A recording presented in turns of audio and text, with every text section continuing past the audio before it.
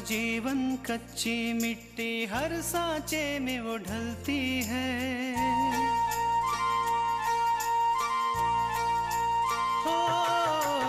उसका जीवन कच्ची मिट्टी हर सांचे में वो ढलती है। देती है जग को जियारा, खुद बाती बन जलती है। अपनों के नाम वो कर जाती है। हो अपनों के नाम वो कर जाती है। सारा जीवन अपना बन के बेटी भाभी माँ वो सच कर दे हर सपना।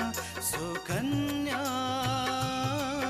सुकन्या सुकन्या हमारी बेटियाँ।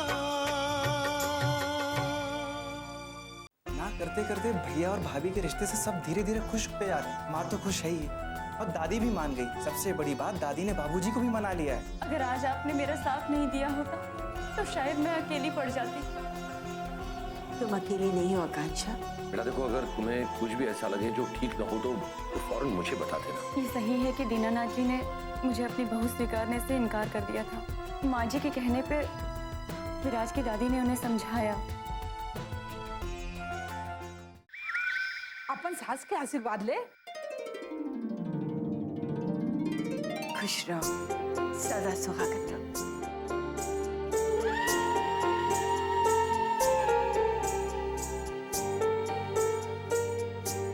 अरे पूजा, आओ आओ, तुम भी अपनी जेठानी के पैर छू लो। आओ।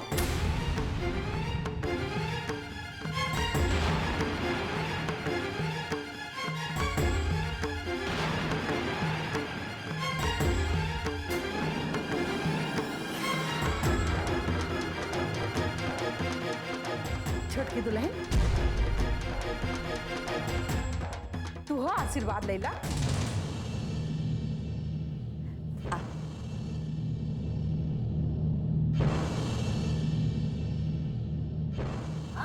तू बहू का अपनी जेठानी के पैर छुए के चाहिए।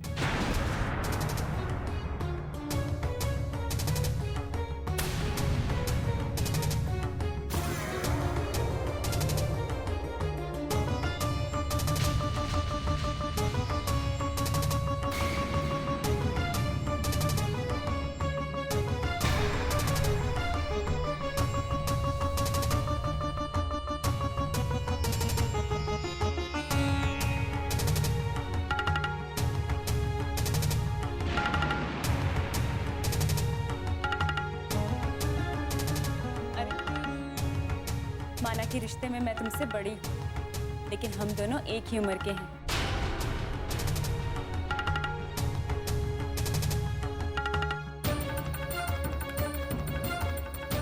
इसलिए तुम मेरे पैर नहीं छूओगी, गले मिलोगी।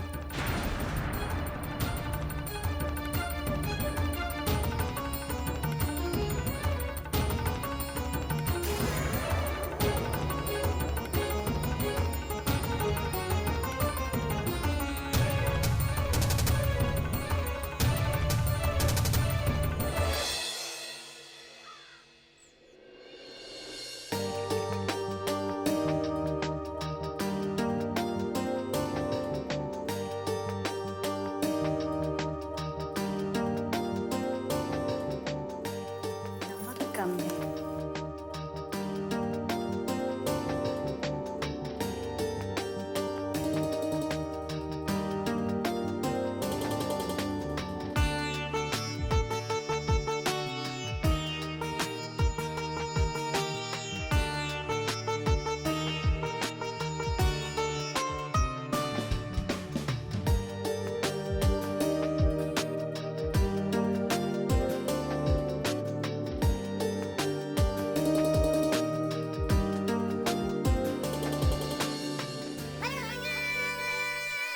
अरे वाह कृष्णा, आज वैसे नाश्ते में क्या बनेगा?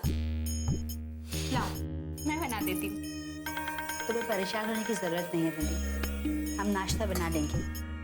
कृष्णा, अब इसमें परेशान होने वाली कौन सी बात है? वैसे भी मैं तो तुम्हारी बस मदद करना चाहती थी। इस घर में तुम्हें बहुत काम जो पड़ जाता है। विद्या, हमें काम करने की आदत है और वैसे भी तुम इस घर में मेहमान हो। जब तक हो आराम करो, अपने घर जाओगे तो तुम्हें काम तो करना ही होगा ना। तृष्णा, लगता है तुम अभी तक मुझसे नाराज हो, लेकिन मैंने तो बस वही बात अपूर्व से कही जो सही था। सही गलत की पहचान तुम्हें अभी नहीं है बिंदिया, और वैसे बाहर की दुनिया में तुमने अभी अभी कदम रखा है। सही गलत का अंतर करने में बहुत समय लगेगा। अब जाओ बिंदिया, हमें तुम्हारी मदद की जरूरत नहीं। वैसे भी आज हमने अपूर्व के मनपसंद पोहे बनाए, तो सिर्फ हम ही बना सकते, इसलिए तुम्हारी मदद नहीं चाहिए। दुल्हन आए माँ जी।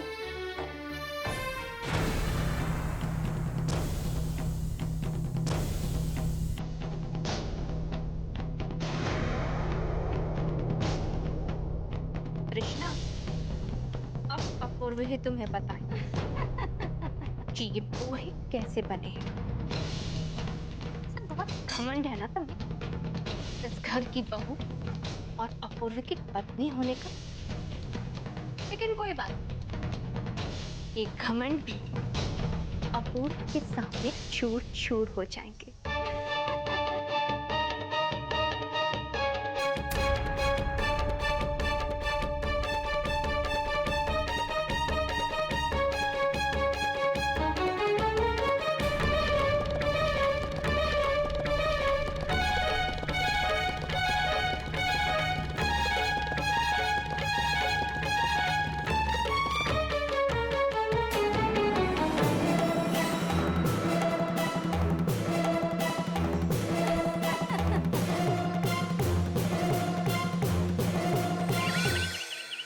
अम्मा जी, एक बात कहें? अम्मा जी, अब तो विराज की शादी भी हो गई है, लेकिन लोगों को पता नहीं है। हमें लगता है कि आकांक्षा की मुंह दिखाई रस्म कर देनी चाहिए,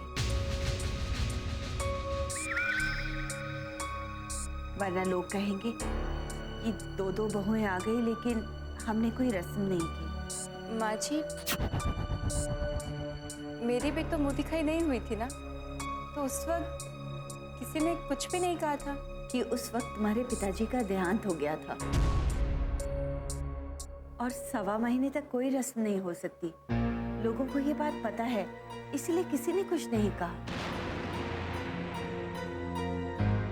बात चाहे जो भी हो, लेकिन ऐसा कोई कार्यक्रम इस घर में नहीं होगा।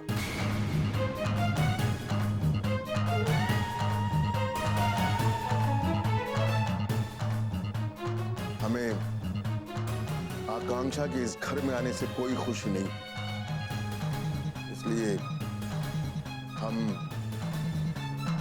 लोगों के सामने झूठा नाटक नहीं कर सकते। आप सही कह रहे हैं जी। शादी आपकी मर्जी के खिलाफ हुई है, लेकिन लोगों को तो ये बात नहीं पता ना। और अगर हम किसी को नहीं बताएंगे कि विराज की शादी हो गई है, तो लोग क्या सोचेंगे?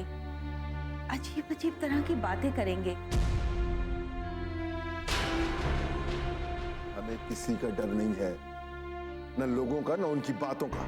लेकिन हमें भविष्य के बारे में तो सोचना होगा। अभी हमें रागिनी की भी शादी करनी है। सुकन्या हमारी बेटियां,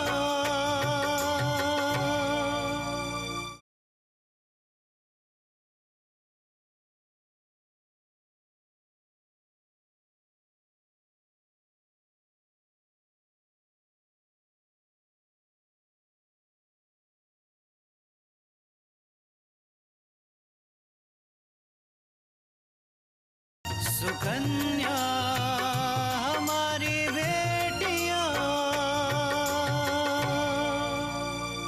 लेकिन हमें भविष्य के बारे में तो सोचना होगा। अभी हमें रागिनी की भी शादी करनी है।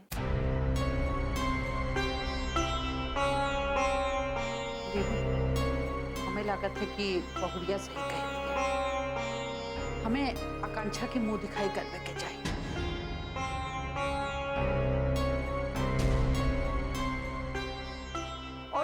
बात सिर्फ मुंह दिखाई या पसंदगी नापसंदगी की नहीं है। देखो, बात इज्जत की है। काहे कि एक बार कोनो का मुंह खुल गया ना तो फिर मुंह ना ही बंद किया जा सकता।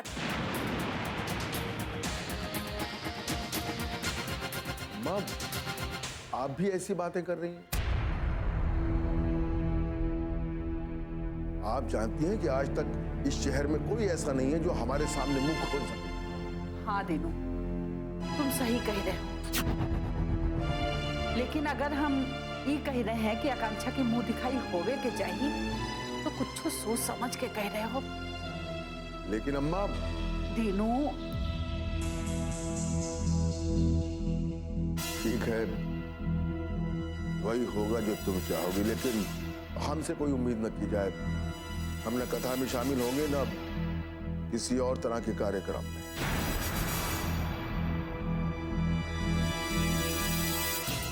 ठीक है दीनू। बहुरिया,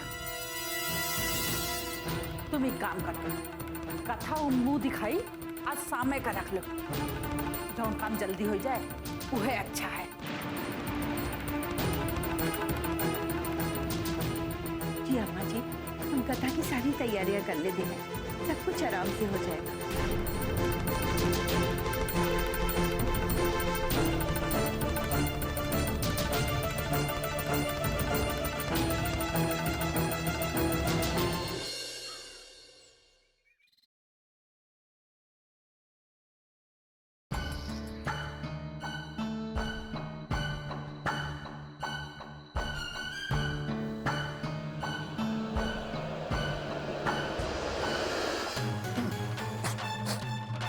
ये नाश्ता है या जहर बने?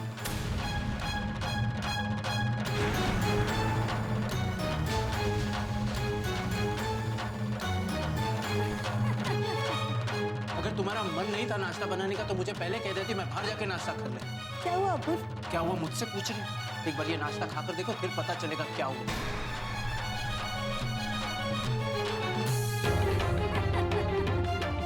नमक डाला इसमें।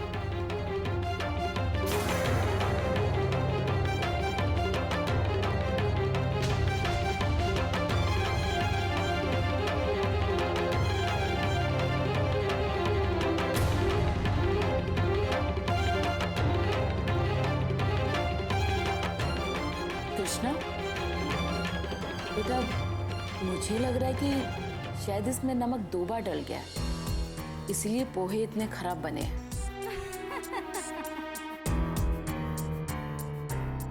लेकिन आंटी जी, हमने पोहे ध्यान से बनाए थे और कुछ जगह भी थे।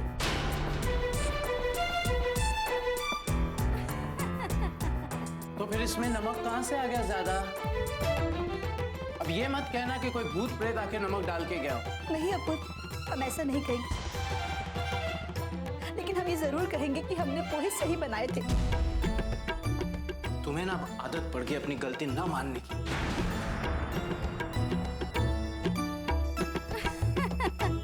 तुम्हें ये लगता है कि तुम जो करती हो वो सही है, बाकी सारे लोग गलत हैं।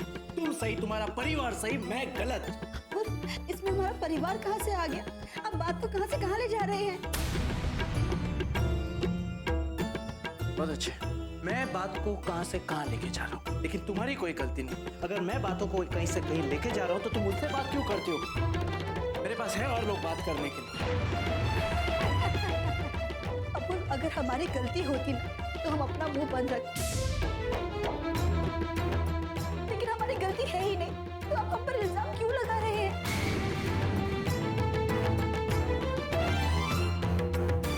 देखो, अब मैं इस वक्त बहस नहीं करना चाहता। मेरी इंपॉर्टेंट एक मीटिंग है और मेरे दिन की शुरुआत तो बहुत बुरी तरह से हुई। अब मैं नहीं चाहता हूँ कि आगे का दिन भी मेरा बुरा हो, समझे?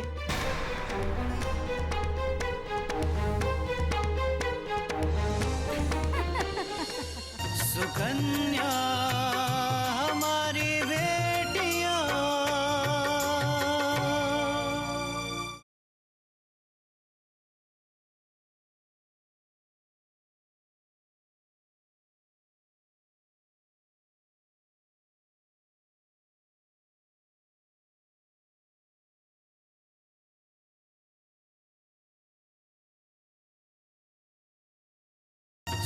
सुकन्या हमारी बेटियां। मेरी इंपॉर्टेंट एक मीटिंग है और मेरे दिन की शुरुआत तो बहुत बुरी तरह से हुई। अब मैं नहीं चाहता हूँ कि आगे का दिन भी मेरा बुरा हो, समझे? अपूर्व, बेटा इस तरह बिना नाश्ता किए नहीं जाते। रुको, मैं तुम्हारे लिए दूसरा बनाती हूँ, मैं देखती हूँ। दुल्हन, इतने सालों में आज तुमसे इतनी बड़ी गलती कैसे हो गई? और आज तक तुमने कभी ऐसा नाश्ता नहीं बनाया जिससे कि अपूर्वा को गुस्सा आए? माँ जी, हम सच कह रहे हैं, हमारा यकीन मानिए। हमने पोहे चखे थे, अगर उनमें नमक ज्यादा होता ना तो हम दूसरे पोहे बना देते। तृष्णा, हो सकता है कि तुमने दोबारा से नमक डाल दिया हो। कभी कभी ध्यान नहीं रहता और ऐसे छोटी मोटी गलतियां तो हो ही जाती है ना? नहीं बिंदिया, हमसे गलती नहीं हो सकती।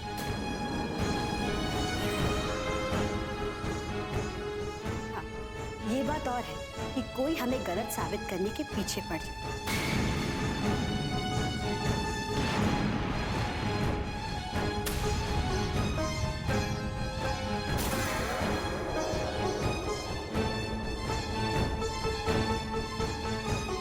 मुझे ऑफिस के लिए देरी हो रही है, मैं चलती हूँ। दुल्हन, तुम्हें बिंदिया से ऐसे बात नहीं करना चाहिए था। और बिंदिया भी कैसे उठ के चली गई? माँ जी, जब आज सुबह हम पोहे बना रहे थे तो बिंदिया हमारे पास आई थी। उसने कहा कि वो हमारी मदद करेगी, लेकिन हमने उसे मना कर दिया। फिर आपने हमें बुलाया तो हम आपके पास चले आए और बिंदिया तब वहीं पर थी।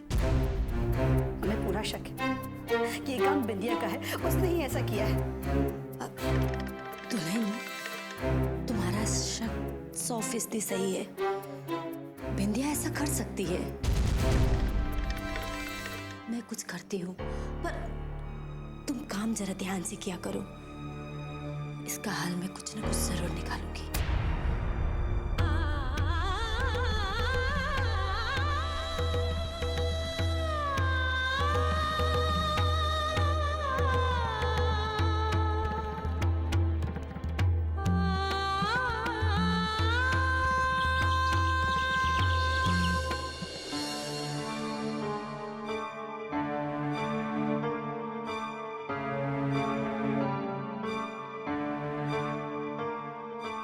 सारे फसाद की जड़ आकांक्षा और उसका परिवार है। वो आकांक्षा की शादी करके खुश कैसे रह सकती? की वजह से जो दुख हम झेल रहे, उन्हें भी उसका भागीदार बनना ही पड़ेगा।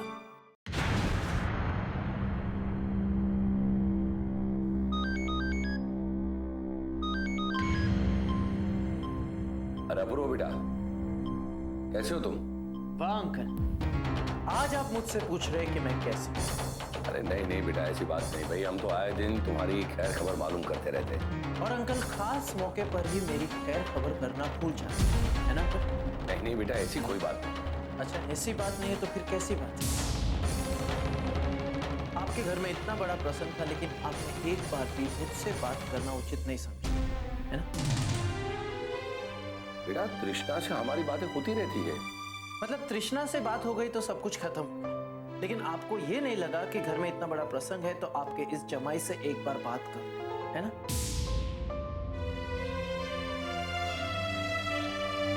सुकन्या हमारी बेटियां।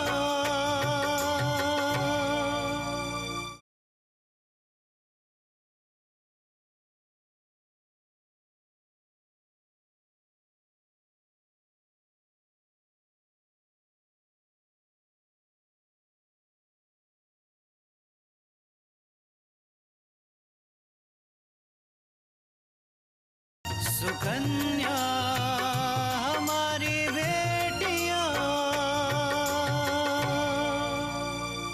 मतलब तृष्णा से बात हो गई तो सब कुछ खत्म, लेकिन आपको ये नहीं लगा कि घर में इतना बड़ा प्रसंग है तो आपके इस जमाई से एक बार बात कर, है ना? और अंकल, आखिर आकांक्षा की शादी विराज के साथ हो ही गई ना। बेटा तुम्हें तो पता चला होगा ना कि ये सब कुछ बहुत ही अचानक हो गया, और जो कुछ भी हुआ वो हम सबकी सोच से परे है। झूठ बोल रहे हैं, आपकी सोच से कुछ भी परे नहीं।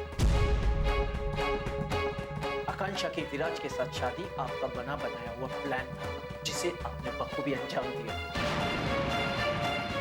अपूर्व तुम ये क्या कह रहे हो? क्या हम आकांक्षा की शादी विराज के साथ करवाने के लिए हमारी इज्जत दांव पर लगा देंगे? क्या हम अपनी बेटी की बारात को वापस लौटा देंगे? देखो अपूर्व, जरूर तुम्हें कोई ना कोई गलतफहमी हुई है। कोई गलतफहमी नहीं हुई, बल्कि मुझे आपकी असलियत और आपके इरादों के बारे में पता चल गया है। अपूर्व बेटा, कौन सा इरादा, कौन सी असलियत? तुम आखिर कहना क्या चाहते हो? मैं जो कहना चाहता हूं वो आप अच्छी तरह से जानते हो। जानबूझ के आपने आकांक्षा की शादी मेरे दुश्मन के घर में की, और ये करने से पहले आपने एक बार भी नहीं सोचा कि मेरे दिल पे क्या गुजरेगा। अपूर्व बेटा, तुम तो अच्छी तरह से जानते हो कि आकांक्षा की शादी किससे तय हुई थी और किसने ये शादी तुड़वाई, और फिर भी तुम। अंकल, मुझे सिर्फ पता है, लेकिन अच्छी तरह से तब पता होता जब आप मुझे फोन करके ये सब बताते। लेकिन आपने तो ये करना जरूरी नहीं समझा, और आपसे ये उम्मीद करना भी बेकार है। छोड़िए। और रही बात आकांक्षा के शादी की, तो आज के दौर में कोई भी बाप अपनी बेटी को अच्छे घर में ब्याहने के लिए किसी भी हद तक जा सकता है। तो फिर आप एक मामूली गुंडे के जरिए अपनी बेटी की बारात वापस नहीं लौटा सकते क्या? मुझे समझ नहीं आ रहा है कि आखिर तुम हमारे बारे में ऐसा सोच ही कैसे सकते हो? मैं बिल्कुल वैसे ही सोच सकता हूं अंकल, जो आप सोचते हो और जो आपने किया है। पूजा की बड़े घर में शादी हो जाने पर आप लोगों को जलन होने लगी, और इसलिए मौका देखते ही आपने आकांक्षा की शादी भी उसी घर में करवाई। अरे अपूर्व, पूजा भी हमारी बेटी जैसी है, हम उससे क्यों चलेंगे? क्योंकि आप मुझे नीचा दिखाना चाहते हैं अंकल, वरना आप जानते नहीं कि उस घर में पूजा के साथ क्या हो रहा है। और अंकल, पहले आकांक्षा का पूजा के केस में उन लोगों का मदद करना, उसके बाद उसी घर में रिश्ता जोड़ना, ये सब अचानक और इत्तेफाक नहीं हो सकता अंकल, मुझे सब समझ में आता है। अपूर्व बेटे, अब मैं तुम्हें कैसे समझाऊं कि हकीकत क्या है? देखो अंकल, मुझे कुछ समझना नहीं है और आपको समझाने की जरूरत भी नहीं। अगर आपको पता नहीं है तो मैं आपको बता देता हूं कि मैंने जानबूझ के तृष्णा को आकांक्षा की शादी में नहीं भेजा था।